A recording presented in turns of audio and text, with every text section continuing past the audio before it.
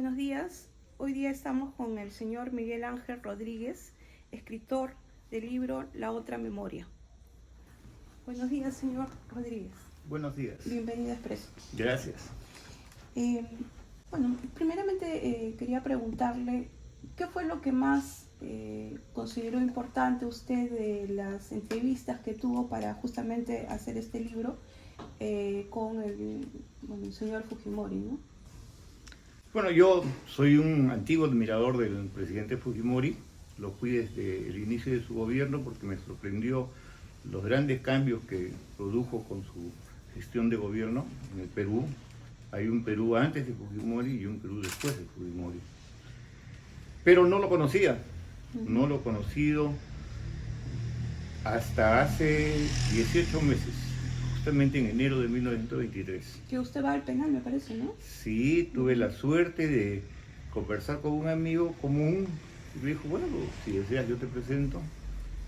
Acepté encantadísimo, fui al penal, me presenté y yo de frente le dije, presidente, yo quiero escribir un libro sobre usted, sobre su carácter y sobre sus palabras y sus hechos.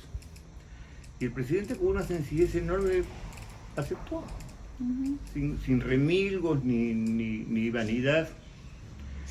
Y nos pusimos a conversar y hemos conversado una vez cada mes, algunas horas de los días miércoles que permitía la visita, almorzábamos allí modestamente y conversábamos largo durante 8 meses.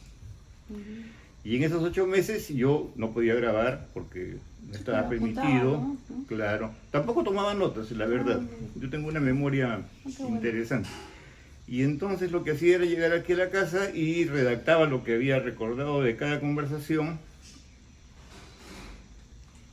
Y luego en una siguiente visita lo conversaba con él. Mire, le tengo he captado estas situaciones, ¿qué le parece a usted?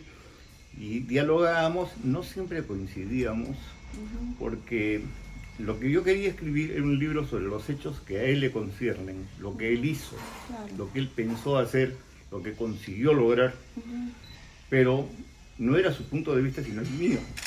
Entonces había un contraste entre su valoración y mis opiniones. Los hechos corresponden a él, pero las opiniones son enteramente mías. Yo enjuicio su obra.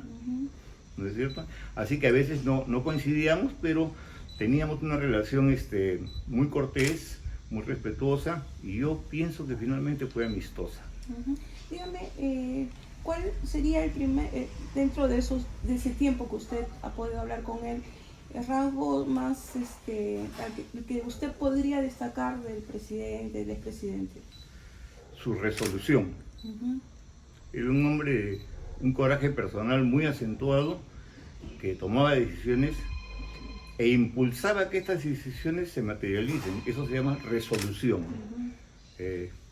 Solíamos coincidir en una valoración muy acentuada de Winston Churchill, y recordábamos una frase de Churchill que dice: viene la tormenta, enfrentaremos a la tormenta y entraremos en ella. Y él era así, era un hombre que enfrentaba los problemas, no los rehuía nunca, los enfrentaba e intentaba resolverlos, y los lograba con fortuna. Ese era el rasgo de su carácter que más me ha emocionado. Pero tenía además una sencillez y una afabilidad enormes. Yo nunca lo escuché a él, nunca, una invectiva contra sus enemigos, nunca. Nunca tuvo una palabra que pudiese considerarse ofensiva contra sus odiadores. Tampoco nunca se hizo la víctima, en mi opinión. Una persona que vivía con paz en el alma, con conformidad por su suerte, sabiendo que la historia y la memoria van a rescatar lo que él hizo. ¿En algún momento le dijo a usted, por ejemplo, que él sentía, o cómo sentía en todo caso, esta enemistad, y que después obviamente ya se reconciliaron los hijos, por ejemplo, Kenny o Keiko? No hemos tratado de eso. Es un tema íntimo y familiar, no me correspondía. pero sí trataron, por ejemplo, de Fuerza Popular, ¿no? Del liderazgo, por ejemplo, de Keiko, ¿no? Si lo estaba haciendo bien, mal, no sé. Exactamente en ese sentido no. Yo le he dicho a él de una manera reiterada Ujú, que su legado ujú, no es una heredad, ¿no? Su legado es la memoria de lo que él ha realizado, los cambios que él logró y cómo esos cambios se orientan hacia el futuro, cómo los van a ver las generaciones futuras, ¿no? Cómo tiene que preservarse ese legado. Pero como todo legado, siempre es reclamado por herederos, ujú. ¿no es cierto? Yo respeto mucho la voluntad de quienes se consideren sus herederos, pero no creo que él tuviese una especial vocación por convertir su legado en una heredad. Ujú. Él no era muy afecto tampoco a los partidos políticos, ¿no? Para nada. Ujú, En realidad, y ese es un asunto que hemos conversado con algún contraste. ujú. Yo creo que el señor Fujimori, el presidente Fujimori, era una persona muy afecta a los equipos de gestión, Era un ¿no es técnico, cierto? sí. Claro, entonces él tenía una idea, conseguía un equipo apropiado para materializar esa idea y era muy demandante. Él demandaba que la idea se realice con propósito de eficacia.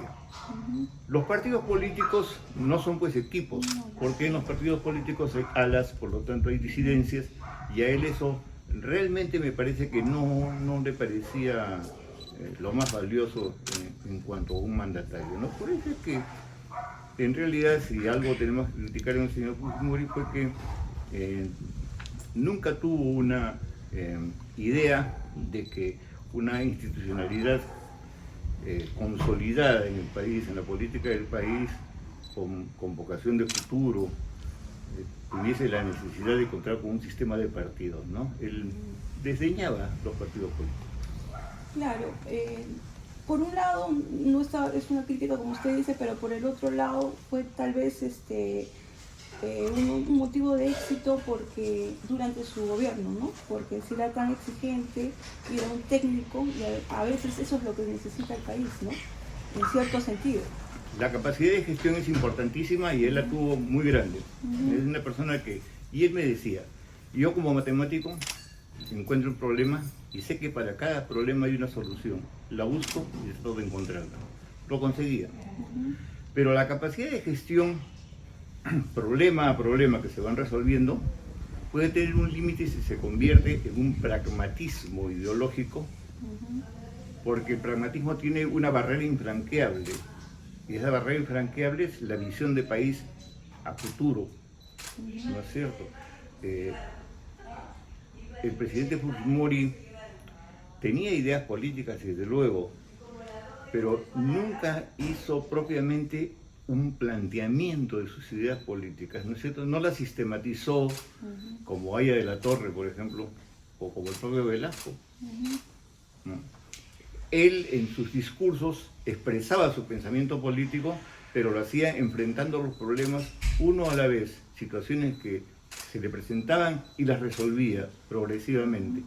Entonces es importante que ahora veamos la posibilidad de sistematizar esas ideas suyas que están expresadas en sus palabras y en sus obras, ¿no? Ujú.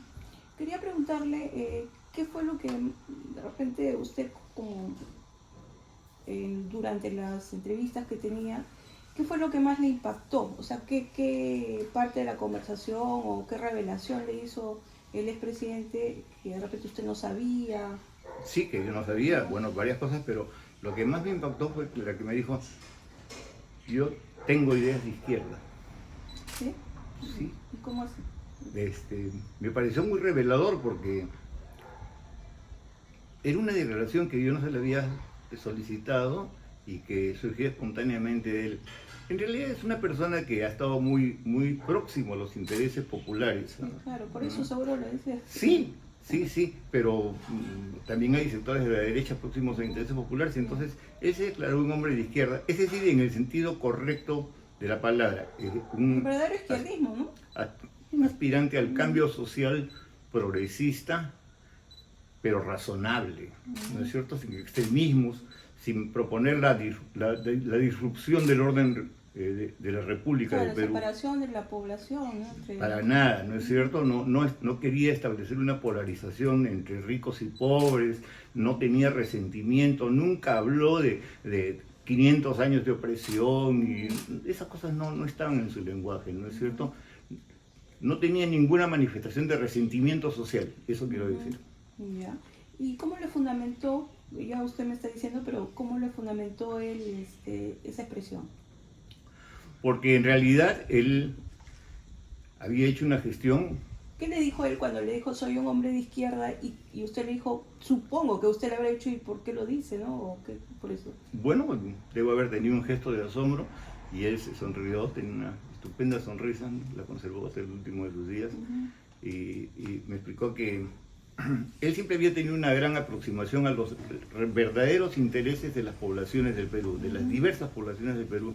Mire, él ha viajado por todo el país, ha sido el presidente que más ha viajado por el Perú, ha ido nada menos que 153 veces a Puno, conoce cada distrito de esta república. Y ha dejado obras. Y ha dejado obras. Obras que necesarias, sobre que se todo, memorizan. Antier una persona me decía, yo vengo de una comunidad nativa, de la zona de Ucayali, y la primera vez que tomé leche en mi vida fue cuando el presidente Fujimori hizo que el programa de alimentación que él promovía nos lleve leche Mido. No eran las cositas esas de muy baja calidad que ofrece a veces el Estado, sino de la más alta calidad, como la que se medía la población que él estimaba y valoraba. Y durante también sus conversaciones, ¿qué cosa es lo que él más quería que sepa la población de él? Yo creo que lo que él quería era que la población entienda que su capacidad de gestión estaba orientada a resolver problemas que eran muy claros, muy vividos por la gente. Comunicación vial, comunicación por los medios electrónicos, satisfacción de necesidades básicas de salud, de alimentación, de escolaridad, autogobierno municipal eficiente. Eso creo que era lo que a él le interesaba más. Cada vez que iba a algún lugar disponía que se realice inmediatamente obras pequeñas, pero que eran muy significativas para esas poblaciones, ¿no?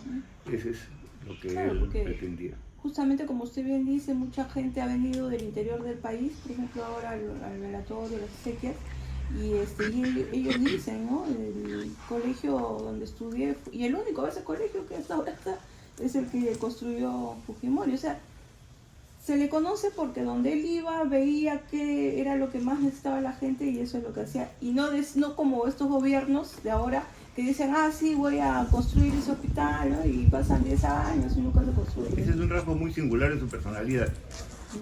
Él, a lo largo de nuestras conversaciones, me permitió descubrir que, educado en la cultura japonesa tradicional, mantiene un código de honor, uno de cuyos valores es: primero se hace, luego se dice. Y cuando uno hace, entre el hacer y el decir, tiene que considerar que las circunstancias podrían ser variables. Entonces tiene que tener siempre una visión clara del entorno, de cómo podría variar el efecto de sus decisiones. Entonces, ustedes habrán advertido, y yo creo que los peruanos coincidirán en esto, en que el presidente nunca anunciaba: yo voy a construir 1000 colegios o 30 hospitales, o voy a hacer esta carretera. Construían la carretera, construían los hospitales, construían las escuelas, y él entonces se presentaba a decir, aquí está, y las entregaba a las poblaciones. Ahora, ¿qué punto estima usted en el que no concordó con el expresidente? ¿Cuál era ese punto de quiebre? No sé. No, punto de quiebre nunca lo hubo. Creo que hubo una concordancia progresiva. Al principio teníamos diferencias. ¿Pero cuál fue esa diferencia? Sí, varias. Por ejemplo, el presidente tenía la impresión de que cuando a él lo calificaban de dictador, era pues agraviante, ofensivo. Desde el punto de vista de quienes lo llaman dictador, era evidentemente con la intención de ofender, de agraviar. Pero él además decía, yo no soy un dictador, yo no he tenido esa vocación. Y yo le decía, no, presidente, usted sí fue un dictador.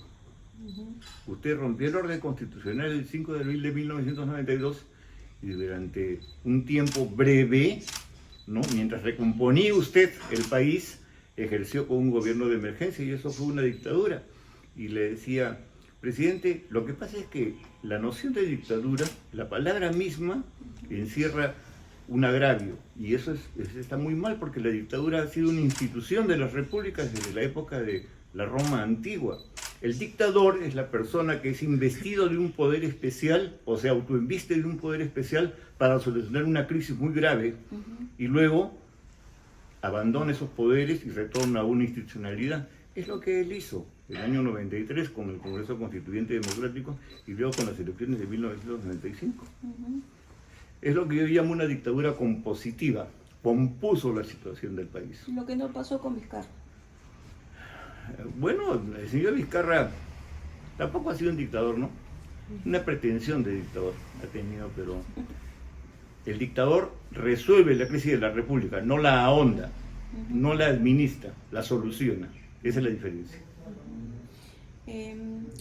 Luego, por ejemplo, ¿qué opinaba el presidente y también usted sobre este documento que le hacía mención de la CBR? Bueno, el presidente, desde luego, no estaba conforme con la calificación que el informe de la CBR hace de su gestión, pero a él no le gustaba entrar en detalles sobre las imputaciones, los agravios que se le hacían, así que era yo quien tenía que señalarle al presidente, la CBR dice esto y dice esto otro, y entonces a partir de lo que yo, ¿no?, le sugería como tema del diálogo, es que él opinaba. Y lo primero que yo introduje en el tema es que el informe de la CBR dice que cuando Fujimori asciende al gobierno, él no cambió, no creó una nueva estrategia contrasubversiva, sino que tomó una que los militares tenían preparada. Y eso es una absoluta y completa falsedad. Fujimori innovó radicalmente la estrategia contrasubversiva, porque la anterior venía siendo fracasada, con excepción de la dispuesta por el gobierno del señor Alan García, que creó o fomentó la creación de los comités de autodefensa. Pero Fujimori lo potenció. Fujimori creó una nueva visión de la contrasubversión en el Perú, que incorporaba a los militares a la obra civil en favor de las poblaciones, los vinculaba con los comités de autodefensa, la ley del arrepentimiento, ¿no es cierto?, el indulto para los procesados que de repente sobre ellos pesaban cargos excesivos. Fue un gran cambio, la razón de su éxito. Claro, pero ¿qué más le decía? O sea, porque bueno, vemos en el documento de la CBR que prácticamente lo acusa a él de genocida, ¿no? Es la versión que tienen ahora, el lenguaje, la narrativa que tienen estos sectores, ¿no? No sé si bueno, yo sí. Le confieso que no he leído que en el informe de la CBR se lo puse a Fujimori de genocida, ¿no?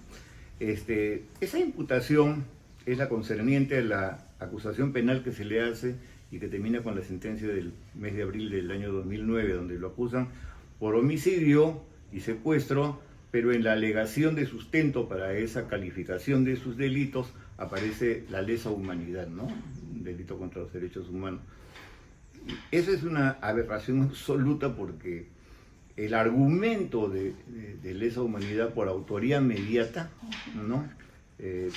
No tiene pies ni cabeza, es un argumento circular que se lo inventó un jurista alemán, Klaus Roxanne, y tiene el manejo, digamos, de la organización desde la cual parte el hecho criminal. En el caso de Fujimori, eso es extremadamente dudoso.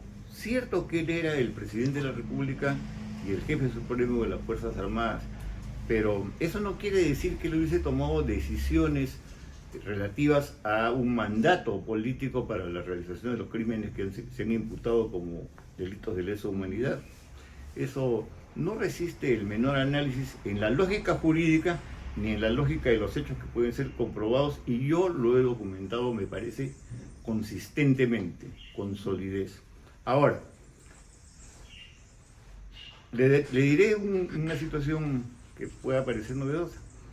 El presidente Fujimori no aceptaba haber sido condenado de esa manera, pero puesto que estaba preso, tuvo que recurrir al expediente del indulto para liberarse de prisión y retomar la libertad, una atribución que le competía alcanzar y lo logró.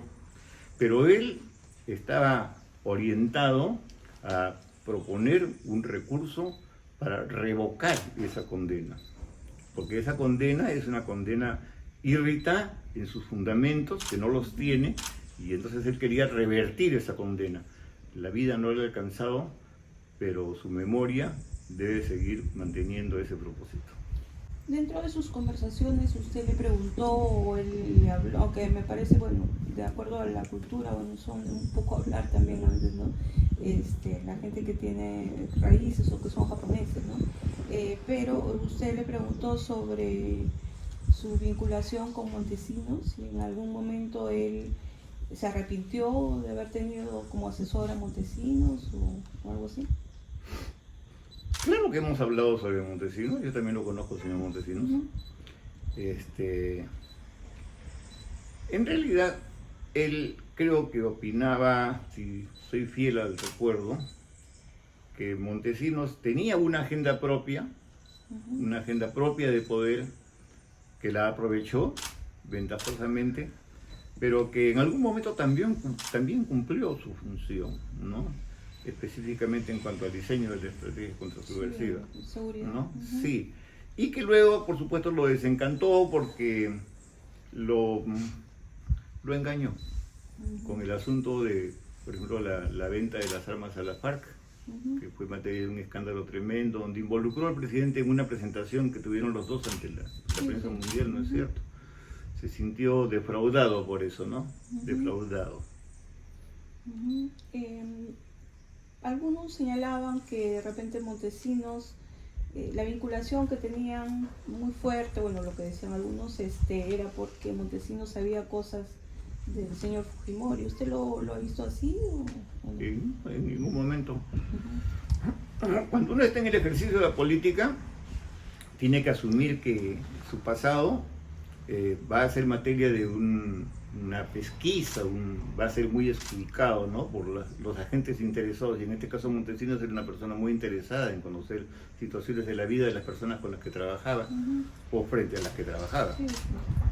Pero eso no significa que, creo yo, que el presidente Fujimori se haya sentido en algún extremo amenazado, extorsionado. Claro, yo le hablo durante ¿cómo se llama? Durante el gobierno, porque ellos han estado... Sí, claro, no.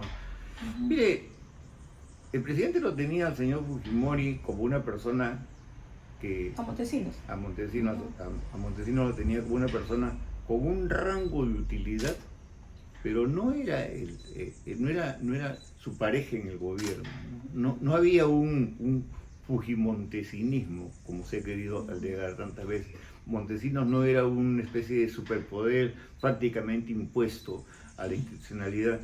Se lo puedo decir con bastante conocimiento de causa. ¿Ya? Mi persona tiene bastante conocimiento de causa de eso. Y le cuento una. En el mes de junio, sería del año 1999, cuando se anunciaba la posibilidad de una reelección del presidente Fujimori, Montesinos armó todo un aparato para disponer, ¿no es cierto?, las condiciones que fuesen favorables a este propósito reeleccionista, pero se sentía muy nervioso porque el presidente Fujimori no se decidía, no había dado su palabra de que él quería efectivamente la reelección, y había un poco de desesperación porque, bueno, ¿se va a decidir o no se va a decidir? Fujimori lo tomaba esto con mucha parsimonia en ese momento, ¿no?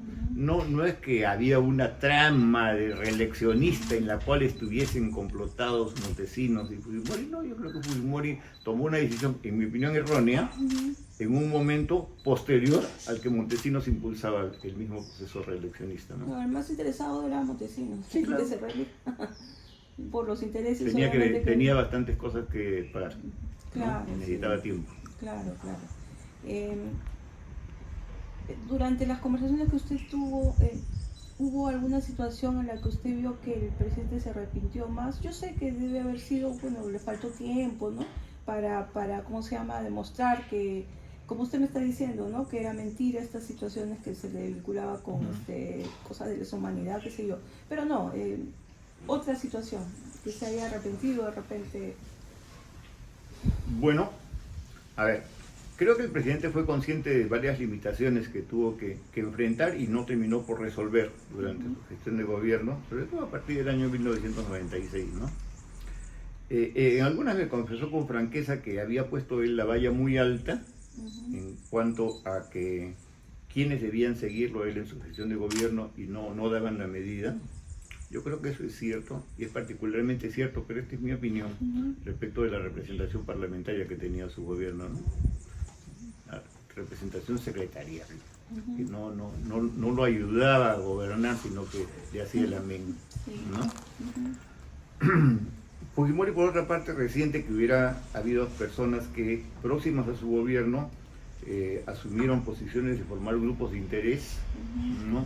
Y esto debilitó la coherencia del gobierno porque comenzaron a complotar unos contra otros, ¿no? Entonces, él cree que se sintió un poco traicionado por algunas personas de su entorno político. ¿Cómo quiénes, por ejemplo? Bueno, me voy a reservar los nombres de las personas, porque los culpables no pueden ser mencionados hasta no se demuestre, hasta que no se demuestre. Bueno, él lo ha dicho, ¿no? Se lo ha dicho y usted era la persona que estaba... ¿Y por qué no saberlo? Ya él falleció. Claro, A veces tenemos nosotros ideas erróneas de esas personas, ¿no? Creemos que ¿cómo se llama? Que son las más cercanas al entorno, que fueron los que hicieron, no sé, ¿no? No voy a mencionar realmente nombres, ¿no? Pero se sintió lastimado porque hubiese unas deficiencias de lealtad en alguna de las personas en las que él confiaba para su gestión de gobierno. Ahora, si bien es cierto, usted me ha dicho y también he leído que hay percepciones que usted, bueno, él le cuenta, pero usted es el que realmente, ¿no?, escribe y también saca las conclusiones, ¿no? Sí. ¿Cuál fue la conclusión más importante que sacó de toda la situación, de todas estas declaraciones que él hizo? Bueno, primero concluí en que el presidente Fujimori ha sido una persona muy audaz, ¿no? Por ejemplo, su audacia es verdaderamente enorme cuando él postula a la presidencia de la República partiendo de una valoración por debajo del margen de error de las encuestas, que recién se levanta en el mes de marzo del año 1990. Ha sido una gran audacia la suya haber enfrentado desde un partido pequeñito como era Cambio 90, un partido recién aparecido además a la gran coalición que era el Fredemo, ¿no? Que además era el neopopulismo personificado, gran escritor, Mario Vargas Llosa, ¿no? Esa fue una gran audacia. Su otro gesto, que ya se le he mencionado, es el de la resolución y el coraje, ¿no? Un hombre corajudo y resuelto, cumplía lo que decía, ¿no? Y lo decía después de cumplir. Y lo tercero creo que es el carácter de su liderazgo. Es indudable que Alberto Fujimori ha sido un gran líder, pero hay liderazgos y liderazgos, ¿no? Hay liderazgos autocráticos, hay liderazgos que son burocráticos, o sea, organizamos las cosas. Él tenía un liderazgo que yo he calificado en mi libro como identitario. ¿Qué quiere decir esto? Quiere decir que su mensaje coincidía en algunos aspectos con anhelos de la población a los que se dirigía. Y entonces esta población tomaba como suyos, porque eran sus anhelos, esos extremos del mensaje. Y se establecía una empatía psicológica que se traducía en política. Esa empatía entre el mensaje del presidente y los anhelos de la población es lo que fundó un liderazgo que lo respaldó, pues, muy mayoritariamente después de su decisión del 5 de abril, ¿no? Hay estudiosos que han mencionado a la dictadura establecida después del 5 de abril como una dictadura consentida. Es interesante, a Fujimori le gustaba el término, dictadura consentida. Y le dije, no, presidente, a mí me parece que más apropiado sería llamarle una dictadura socialmente enraizada, porque era una dictadura que se había ganado el afecto de las personas que decían, bueno, no había otra posibilidad, había que hacer este cambio drástico y terrible para restablecer la república, ¿no es cierto? Entonces, ese enraizamiento político es la manifestación del afecto que le tenía a la población por las decisiones graves que él tenía que tomar a veces. Como cuando usted me hablaba de audacia, me venía a la mente también, fue muy audaz, que ahora lo está replicando este argentino, ¿no? El presidente argentino, Milei. Claro, Milei, de hacer un choque, ¿no? En ese momento, ¿no? Es interesante esto que menciona usted. Yo le he preguntado, por supuesto, al presidente Fujimori sobre cómo fue que él llega al concepto de aplicar lo que había sido en buena parte del programa económico de su adversario electoral, el PREDEMO, ¿no? Y él me dijo una cosa muy clara, que lo pinta además de cuerpo entero, ¿no? Me dijo, una cosa es la campaña electoral y otra cosa es la gestión de gobierno cuando se gana. Y me detalló. Cuando yo era candidato, y aún cuando he sido presidente electo, pero todavía no en ejercicio, lo que podíamos saber de cuál era el estado real de la economía nacional era muy poco. La información se nos era retaseada, o la información era incompleta por algunas razones, no teníamos una visión muy clara. Cuando ya tuvimos la gestión del gobierno en las manos, nos dimos cuenta que el desastre económico que enfrentábamos era mucho más grave que el que podíamos haber concebido antes, y entonces tuve que tomar decisiones muy radicales. Hizo lo que tal vez no hubiera querido hacer, pero que era absolutamente necesario para ese momento. Sí, pues, o sea, el presidente García, el expresidente, dejó pues un país económicamente en quiebra, ¿no? O sea, el año 1990 el Perú era un país inelegible por todos los organismos internacionales, era un apestado políticamente en el sistema internacional, era un país económicamente inviable en lo interno, era un país con una sobrecarga de empresas públicas inútiles, ineficientes, era un país que no se podía sostener sin un gran cambio. Y ese gran cambio, lo había pensado quien fuere, fue el que racionalmente tenía que hacerse. Ahora bien, la cuestión no estaba si la idea era correcta o no, era correcta, sino quién lo hacía. Yo no creo que hubiera otro candidato presidencial del año 90, y me refiero al señor Mario Vargas Llosa, que hubiera tenido el coraje de hacer el cambio que Fujimori decidió. No porque el señor Vargas Llosa no tenga coraje personal, que sí lo tiene, sino porque la plataforma política del señor Vargas Llosa dependía de una coalición de intereses, ¿no es cierto? Y entonces él se debía a un consenso en esta coalición de intereses. Fujimori no, porque no se debía ni a su partido. Es más, ni siquiera tenía ministros de su partido en la primera fase de su gobierno. Él tenía un equipo y decía, acá en el equipo yo decido y esto se hace.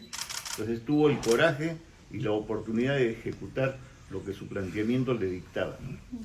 ¿Qué pensaba Fujimori de la muerte? ¿En algún momento se lo dijo? ¿O que él no estaba? ¿O de repente tenía miedo de morir en la cárcel y no morir en medio de la familia? ¿O quería...?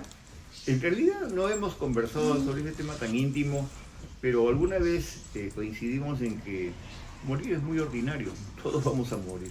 Claro. El problema es morir sin hacer lo que uno pudiera haber hecho, ¿no es cierto? Morir con la frustración de no poder alcanzar sus objetivos, ¿no? Y yo creo que él en muy buena parte los logró, ¿no? Yeah.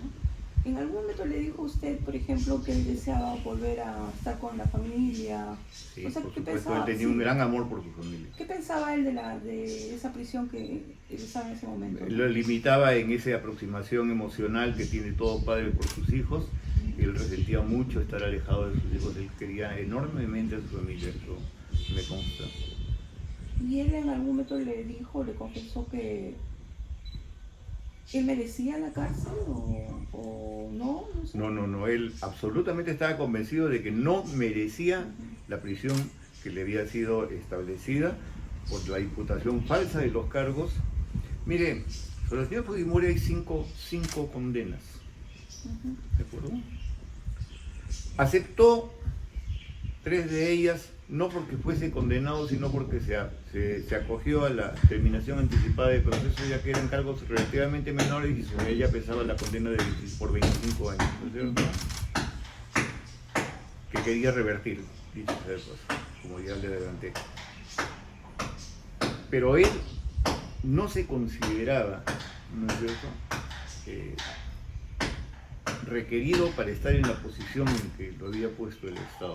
Él pensaba que era una injusticia grave la que se estaba cometiendo con él. Y yo comparto esa postura suya. Siempre lo acompañé en esa posición.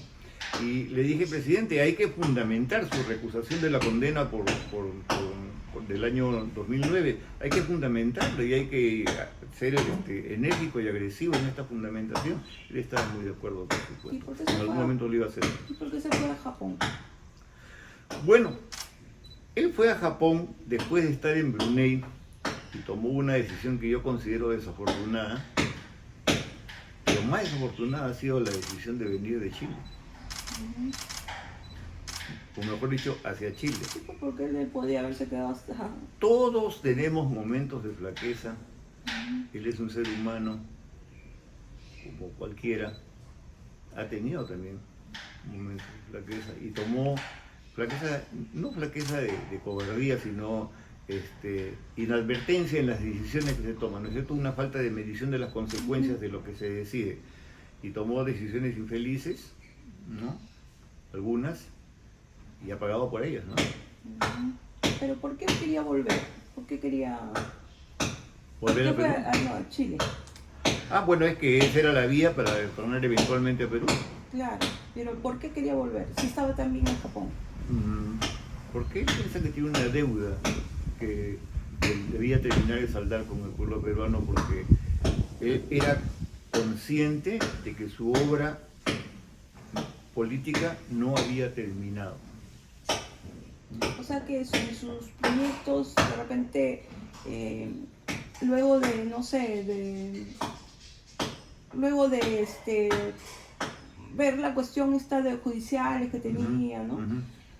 Solucionar la parte judicial, él de repente tenía miras de volver a postular. Primero creo que quería explicarse, tener acceso a una comunicación con el pueblo peruano que le permitiese mostrar las luces y las sombras de su gestión, y reconciliarse con el pueblo, y en segundo lugar una nueva oportunidad para retomar su gestión y avanzar en un proyecto que él tenía y que habían quedado inconclusos. ¿Se lo dijo? Me lo sugirió. Yeah. Me lo sugirió. Él nunca dejó de ser un político, pensaba políticamente. En ningún momento abandonó la idea de que sus proyectos pudiesen ser otra vez materializados en la vía política. Bueno, desgraciadamente el señor ha fallecido. Muchos dicen que lo peor que le puede haber pasado a estas personas, ¿no? Odiadores profesionales, a estos señores que tienen la narrativa, ¿no? De que el señor Fujimori, el expresidente Fujimori, fue un violador de derechos humanos, qué sé yo, es que haya muerto en libertad. Sí, supongo que lo lamentan bastante, ¿no? Hubieran querido que muriera en prisión. Felizmente eso no ha ocurrido. Ahora, él tenía en mente varios proyectos para el futuro. Él había asumido, en las últimas conversaciones que he tenido con él, mis comunicaciones, había asumido con esa energía que siempre le he reconocido, con el coraje que él tenía, había asumido la posición de luchar contra el cáncer con las terapias más duras que le permitiesen superar la enfermedad. Él pensaba que de repente podía derrotar el cáncer. Y hubo este evento muy desafortunado de la caída que tuvo, por la cual se fracturó el fémur a su edad. Entonces ya tenía 85 años, eso es, como se conoce bien, una afección muy grave, porque tiene un impacto terrible sobre todo el organismo de la persona, ¿no? Sí. Se sentía físicamente afectado, pero yo he conversado con él después, y su lucidez y su memoria portentosa se mantenían intactas, ¿no? A pesar de sus dificultades para comunicarse, se mantenían intactas. ¿Y luego de salir de la cárcel, o sea, realmente pensaba también postular o...? Yo creo que él en algún momento... Sí, usted conversó, ¿no? Sí, saliendo del penal, él que tuvo algún contacto con la población, pudo comprobar lo que su corazón le decía, Sí, claro. que él gozaba de un gran aprecio en la población, en los peruanos comunes y corrientes, de todos los estratos sociales, donde él se presentaba en la calle, la gente se agrupaba para saludarlo y felicitarlo. En la esquina de Paseo Parodi y Javier Prado se detenía su vehículo y la gente hacía un meeting Sí. improvisado en los minutos que el vehículo estaba detenido. Entonces él captó eso y dijo, bueno, creo que debo, ¿no?, optar por una segunda oportunidad, porque la gente me está necesitando para sacarlo del marasmo en el que nos encontramos, ¿no? Creo que lo pensó así. No le alcanzó ya el tiempo. La salud. Creo que él no terminó de darse cuenta que la salud lo iba a traicionar. No traicionar, ¿no? Todos envejecemos y todos vamos a morir, y a él le tocó su tiempo.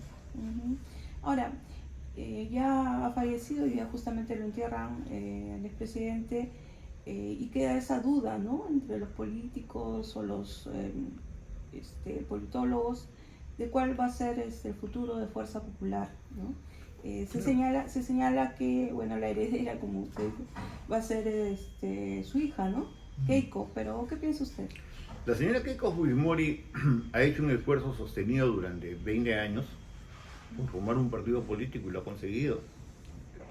Es indudable que Fuerza Popular es un partido político de alta significación en el Perú, ¿no?, uno de los partidos con mayor cohesión y densidad que se puede encontrar en este panorama. Pero una cosa es Fuerza Popular y otra cosa es el fujimorismo, y me quiero explicar para evitar equívocos. El fujimorismo es un temperamento social, es un sentimiento, y por lo tanto es una corriente de opinión que se puede expresar políticamente y se puede expresar electoralmente, pero no es exactamente lo mismo. Así como el ayismo no es el aprismo y ahí a la torre no es el partido aprista, ¿no es cierto? Son cosas diferentes. Entonces, una cosa es el fujimorismo como sentimiento popular y otra cosa es Fuerza Popular como organización política, que recoge este sentimiento popular y lo hace suyo para fines de un uso político, lo cual es muy legítimo, desde luego. Ahora, en el momento actual, Fuerza Popular enfrenta un desafío, un gran desafío, creo yo. Esta es mi opinión.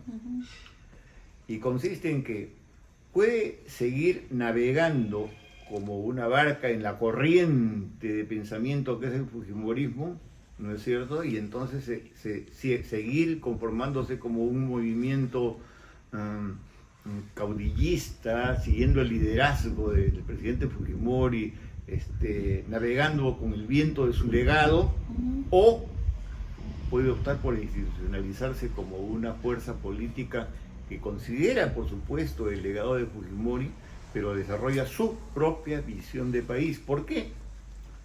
En mi opinión, Fuerza Popular tiene la posición que le podemos registrar porque está beneficiada por el legado de Fujimori, pero el legado no es solamente un recordar el pasado, sino que también debe tener una visión de futuro. Entonces, la visión de futuro, ¿cuál es la idea de país que Fuerza Popular tiene? Es algo que tiene que estar todavía en vías de comunicación, me parece, porque no lo conozco bien, ¿no? Cuando Fuerza Popular pueda comunicar su visión de país, entonces pensaré que se ha institucionalizado como una fuerza política más allá del sentimiento fujimorista. ¿Y el fujimorismo cómo queda? El fujimorismo queda como quedaría el aprista, como quedaría el aprismo, vivo por 100 años. En algún momento, de repente, no sé si deben haber conversado, no lo sé, ¿él estaba de acuerdo con que su hija forme un partido político o no? Porque yo, de acuerdo a lo que usted me conversa, para él no era necesario, ¿no? O sea, y lo debe haber, se debe haber dado cuenta, o se ha dado cuenta cuando salió del penal, ¿no? Porque solamente el hecho de él, por ejemplo, si él se hubiera postulado como candidato simplemente sin Fuerza Popular, no podía, la ley no lo permite. Yo lo sé, no lo permite, pero o con cualquier otro partido, ¿no? O con cualquier otro partido que no sea Fuerza Popular hubiera tenido la votación. Bueno, acá hay dos aspectos a considerar. Primero, la primacía de la realidad. Ujú. Fuerza Popular es una realidad, Sí, claro. es una realidad fujimorista además. Y lo otro es los límites de las oportunidades, ¿no es cierto? Ujú. Entonces, cuando el presidente Fujimori suscribe el acta que se incorpora como miembro del Partido Fuerza Popular, dice, me inserto en esta organización política, Ujú. institucionalizo mi membresía. Pero eso no quería decir que abandone su liderazgo o su legado, ¿no es cierto? Claro, ¿No? sí. Entonces, era una decisión estratégica la suya, Ujú. ¿no? Una decisión estratégica. Reitero, el presidente Fujimori no tenía un particular afecto por los partidos políticos, pero los partidos políticos son una realidad Ujú. y las democracias consolidadas viven en el marco de una partidocracia. Ujú. Tal vez él, con un poco de equipo más, lo hubiese entendido con mayor fuerza, Claro. ¿no? Ajá. Usted creo que ha ido al velorio, ¿no? Sí, claro, ayer estuve. ¿Cómo ha sentido usted el hecho de que haya tanta gente, ¿no? Yo realmente me esperaba que hubiese una gran cantidad de gente. Yo recuerdo algunas exequias que ha habido de políticos en este país, como la del general Velasco, o la de La Torre, ¿no? O la del propio Alan García, que también fue grande. Y yo estaba seguro de que iba a haber un sentimiento así por Fujimori, porque he llegado a entender que el pueblo lo quiere, lo recuerda. Ujú. Me pareció virtuoso que haya peruanos de toda condición haciendo una larga cola, que podía demorar hasta 4 horas, para ingresar a presentarle su saludo. Y yo hubiera querido hacer esa cola de 4 horas. Es más, le dije a mi hija que me acompañó, le dije, hijita, quiero hacer mi cola. Y me iba a llevar mi banquito, porque yo tengo dificultades para movilizarme, Ya. ¿no? Pero en eso recibí una llamada que me dijeron, no, por favor, dada tu condición, queremos que ingreses. Y bueno, con esa facilidad me presenté a honrarlo, ¿no? Al presidente. Presenté mis respetos a las señoras Keiko y Sachi. Sí. Sí, ha habido gente también, por ejemplo, creo Sillonis, también creo hizo El su señor cola Sillonis también, me ¿no? pareció maravilloso que como un ciudadano Sí, cualquiera, claro. él estuviese haciendo desde las 6 de la mañana su cola para ingresar a presentar sus honras, ¿no? Ujú. Eso dice muchísimo bien de él, ¿no?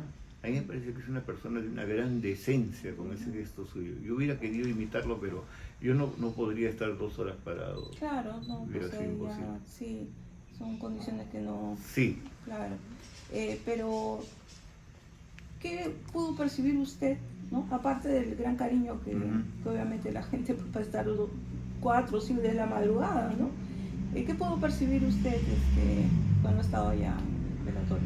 Lo más interesante es que se confirma la hipótesis de que el liderazgo de Fujimori era identitario, en el sentido de que lo que él hacía y decía sintonizaba perfectamente con anhelos muy puntuales de la población, porque las personas del común que estaban allí no opinaban, hizo una gran gestión cuando nos liberó de una parte de la deuda externa, recomprándola a un precio muy ventajoso.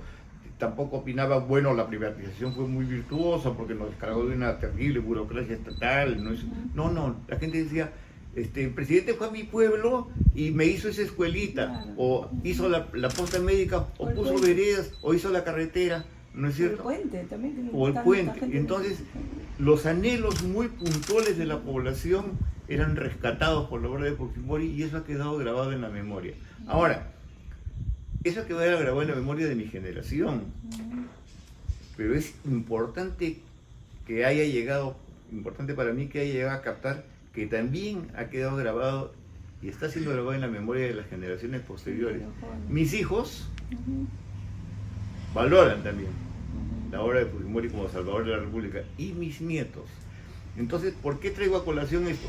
Porque ha habido una campaña insidiosa de más de 20 años para destruir de la memoria social el legado de Fujimori y no se ha conseguido. No, los odiadores de Fujimori y sus enemigos no han tenido éxito en desterrar de la memoria de las poblaciones el afecto que le tienen por haber conseguido sus anhelos con las obras que les hizo. ¿Y quiénes son los odiadores?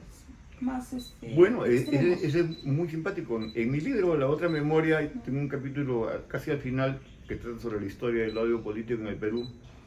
En realidad el odio político se funda con el Partido Civilista. El Partido Civilista inaugura el capítulo del odio. Empieza odiando a los militares que habían tenido el control del poder político antes del presidente Pardo en 1872. Luego, los odiadores convertidos ya en civilistas despeñaron al presidente Augusto Leguía, ¿no es cierto? Se aliaron con una facción del ejército, lo derrocaron a Leguía y siguió otro periodo militarista en la historia de la República. Los odiadores, que han sido los civilistas, que se creían los dueños del país, odiaron y aterrados estaban ante la posibilidad de que el señor Haya de la Torre tomase el gobierno alguna vez, porque pensaban que eso iba a significar el fin de sus capacidades de controlar el país. Los odiadores, que son esos civilistas, combatieron a Velasco, que se puso desde la Fuerza Armada con un gobierno que los desplazó. Los odiadores intentaron hacer lo mismo con Alan García, y los odiadores han hecho eso con Fujimori. ¿Quiénes son estos odiadores? Son las personas que se han creído dueños del país por su enorme poder económico, pero no porque les hubiese sido arrebatado ese poder económico, sino porque fueron desplazados de la gestión del Estado. Lo que tienen en conjunto y por igual Leguía, Velasco y Fujimori es que echaron a los civilistas de la gestión del Estado. Y eso los afectó muchísimo y eso no lo perdonan. No lo perdonan. Haya de la Torre también amenazaba con echarlo de la gestión del Estado con su nueva concepción del Estado de los trabajadores manuales e intelectuales y tampoco les hubiera perdonado eso. ¿No es cierto? Ese es el carácter neocivilista de los odiadores que ahora se expresa en los cívicos y últimamente en los caviares. Son gentes desplazados del poder del Estado. No de su poder económico, lo mantienen, lo conservan, pero el poder de la gestión sí fueron desplazados y eso no lo perdonan. Y la izquierda radical, o sea, tiene otra incluso también aquellos que son partidarios del terrorismo, porque hay gente, yo le digo que yo soy cronista parlamentaria y veo cuando hicieron la ley para poner todo, pues la ley, ¿cómo se llama esta ley? La ley que limiten el tiempo de humanidad, sí. Sí, parecía que había terroristas en el pleno. Bueno, a ver, se ha dicho ya, no soy el primero en decirlo, así que no va a ser original, que Fujimori les quitó sus banderas a las izquierdas. Ya le adelanté que Fujimori me decía, yo tengo ideas de izquierda. Le quitó sus banderas a las izquierdas, porque cuando se hizo de los anhelos de la población, los dejó desarmados, ya no eran representativos. De hecho, hubo elecciones durante los 10 años que tuvo de gobierno Fujimori, que se presentaron hasta 7 candidatos y 4 de ellos por lo menos de izquierda. Los fraccionó, los desapareció como una opción de gobierno en el Perú, que no han recuperado ni siquiera con Pedro Castillo, no lo han vuelto a recuperar. Entonces, eso no es un despojo del poder político que nunca habían conseguido, no lo han conseguido jamás, ni siquiera con Pedro Castillo, ni por más Mirta Vázquez o que hayan tenido en el entorno, no lo han conseguido. Pero lo que sí les quitó realmente de poder político fue el control de los aparatos sindicales. Miren, cuando Fujimori liquida muchas empresas públicas, ¿ya? Y entonces hubo muchos trabajadores despedidos, las más afectadas fueron sus organizaciones sindicales en el Estado. Eso no fue un abuso de ninguna manera, porque ¿sabe qué? De los 5.000 y pico millones que hubo como resultado de la liquidación de las empresas, y todos se pueden pagar liquidaciones de los trabajadores que entraron a otros aspectos a otros sectores del mercado. No hubo abuso, no hubo despojo, pero lo que sí se determinó fue la burocracia sindicalizada en el Estado, ¿no? ¿Quién manejaba esa burocracia sindicalizada? ¿Quién manejaba la CITE? Los izquierdistas. Perdieron un espacio, un importante espacio de poder, y no lo han recuperado. Y no se lo perdonan. Y no se lo perdonan para nada. Claro. Bien, muchas gracias por la entrevista. Muy amable. Gracias a usted por su amable presencia. Gracias por la colaboración.